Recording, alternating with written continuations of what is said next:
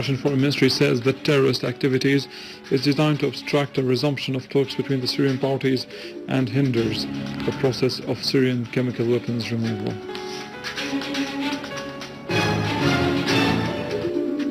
Syria's permanent representative to the United Nations, Al-Jaafari, says that the report submitted by the United Nations Under-Secretary for Humanitarian Affairs is incomplete and lacks credibility.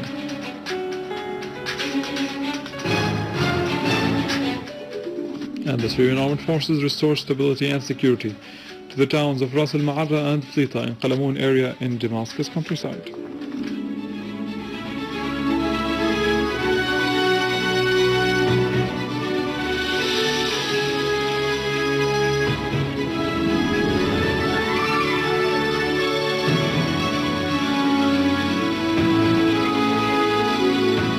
Good afternoon, this is news in English from the Syrian television in Damascus.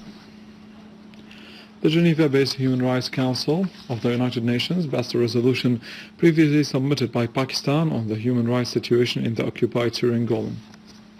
About 33 countries voted in favor of the resolution, which passed under the Council's agenda item number 7, with only the United States voting against it and 13 abstentions. The result is a milestone since the supporters of the decision account for more than two-thirds of the Council's members.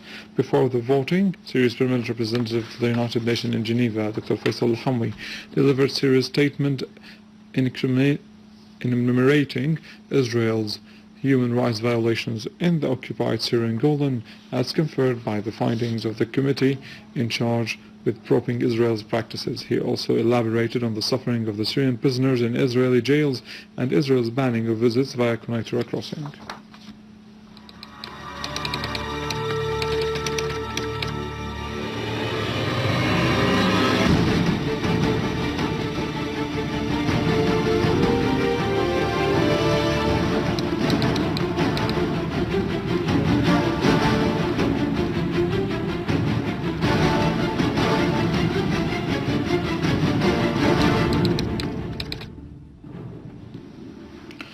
Syria's permanent representative to the United Nations, Dr. Al-Jaafari, said that the report submitted by the United Nations Under-Secretary General for Humanitarian Affairs and Emergency Relief Coordinator Valerie Amos on the application of Resolution number 2139 regarding humanitarian affairs is incomplete and lacks credible information.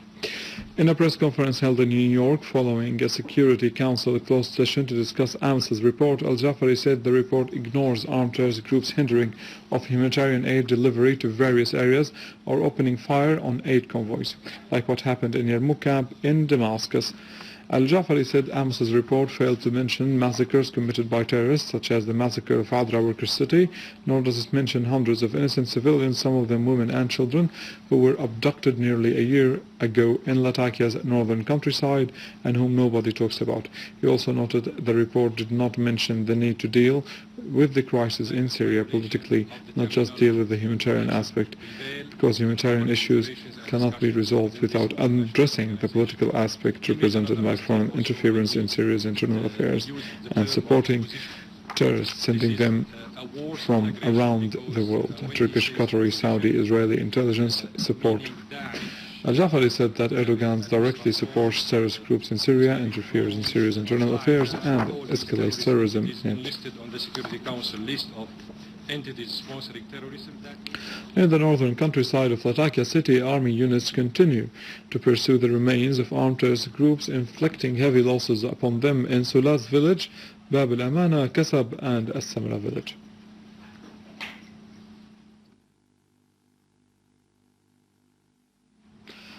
Russian experts and diplomats consider that the recent Turkish attack against Syria took place because of the internal problems in Turkey, stressing that such an attack would have adverse consequences on Turkey itself.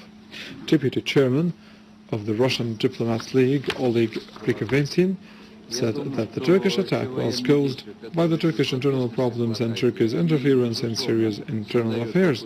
He added that throughout such attack, Erdogan tries to prove that he is attacking Syria and Iran, which are considered opponents to Saudi Arabia. Before the Turkish municipal and parliamentary elections, head of the Geopolitical Issues Academy, Konstantin Sipukov, said that the attack against Syria is funded by Qatari Saudi money with the aim of creating a regime of mercenaries in the country. In a different context and in Hom's countryside, an army unit foiled the terrorist group's attempt to enter Ad-Dar al-Kabira town. A military source said that all members of the group were killed or wounded and their weapons confiscated.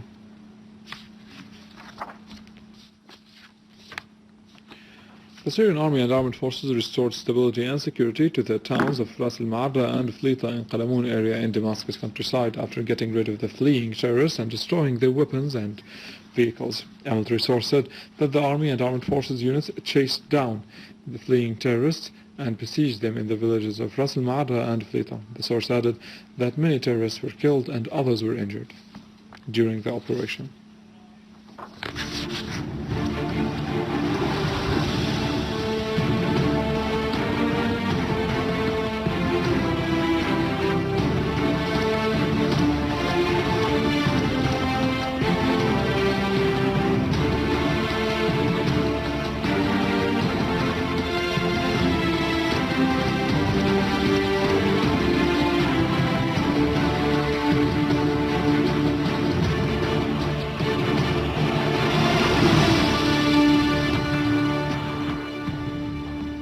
In Yalda town, Damascus countryside, the Imam of As-Salihin Mosque, Sheikh Salih Al-Khatib, head of the National Reconciliation Committee in Yalda and Babila, was wounded in the blast of an explosive device planted by terrorists at the member of the mosque while he was reading Friday's sermon. Meanwhile, a source in the police command said that the terrorists detonated another device near Al-Bara Mosque in Babila town, causing material damage, but no casualties were reported. The Russian Foreign Ministry said that the rise of the activities of extremist groups in Syria is intended to hinder talks between the Syrian parties and obstruct the Syrian chemical weapons destruction. The Russian Foreign Ministry said in a statement published on its website that the extremist activities is designed to obstruct the resumption of talks between the Syrian government and the opposition and denies them the possibility of reaching a political settlement to the crisis, adding that it hinders the process of chemical weapons removal from Syria. The ministry condemned terrorist attacks against peaceful civilians in Syria, including the indiscriminate bombardment of residential areas in Syrian cities. With this, we end our news for today. Thank you for watching. For more details about Syria and the region, and to view this bulletin again, you can always visit our website in English, www.syriaonline.sy. Now to the latest business and market news with Naliman Qassam, but after a short break.